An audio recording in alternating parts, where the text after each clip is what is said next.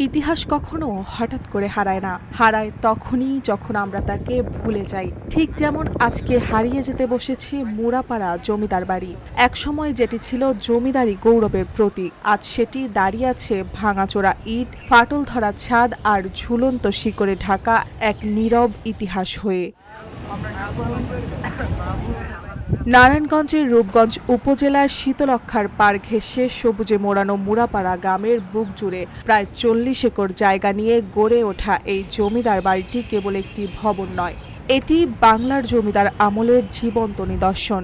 রাজকীয় কারুকাজে নির্মিত ৯৫টি কক্ষ, বৈঠকখানা, পূজা মণ্ডপ, কাচারি ঘর, অতিথিশালা, নাচঘর সব মিলিয়ে এক পরিপূর্ণ রাজবাড়ির প্রতিচ্ছবি ছিল এটি।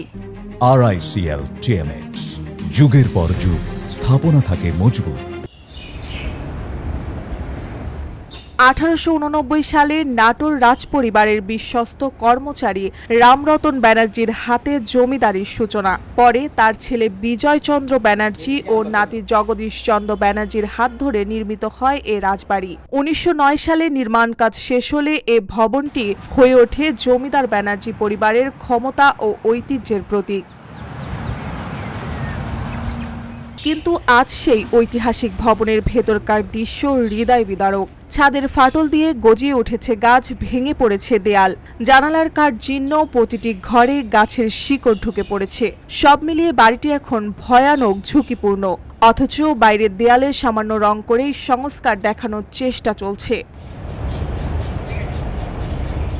১৯৮৬ সালে প্রত্নতত্ত্ব অধিদপ্তর বাড়িটিকে সংরক্ষিত পুরাকীর্তি ঘোষণা করলেও বাস্তবে রক্ষণাবেক্ষণ প্রায় নেই বললেই চলে।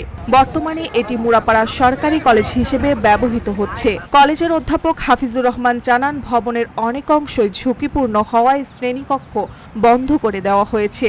সংস্কারের জন্য বহুবার সংস্কৃতি মন্ত্রণালয়ে চিঠি দেওয়া হলেও কোনো অগ্রগতি নেই।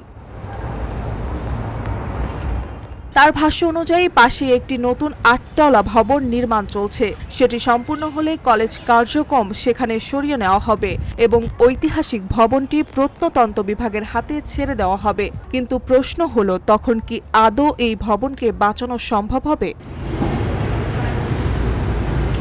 স্থানীয়রা বলছে, শুধু বাইরে রং করে প্রত্নতত্ত্ব রক্ষা করা যায় না, প্রয়োজন ছিল পূর্ণাঙ্গ সংরক্ষণ পরিকল্পনা, পর্যটন কেন্দ্র গড়ে তোলা, তথ্য কেন্দ্র স্থাপন করা ও ঐতিহাসকে ঘিরে স্থানীয় উন্নয়ন পরিকল্পনা। তাদের মতে এই জমিদার বাড়িটি যদি ঠিকভাবে রক্ষণাবেক্ষণ করা যেত, তবে রূপগঞ্জের অর্থনীতি ও সংস্কৃতির জাগরণে তা বড় ভূমিকা রাখতে পারত।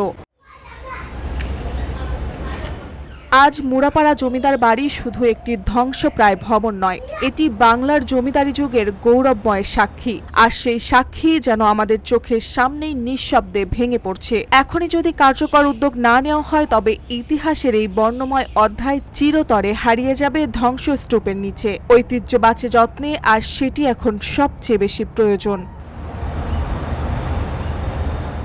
মুড়াপাড়া জমিদার বাড়ি আমাদের ঐতিহাসের নয়াভিরাম একটি চিত্র, কিন্তু তার চোখের নিচে এখন ধুলো জমেছে।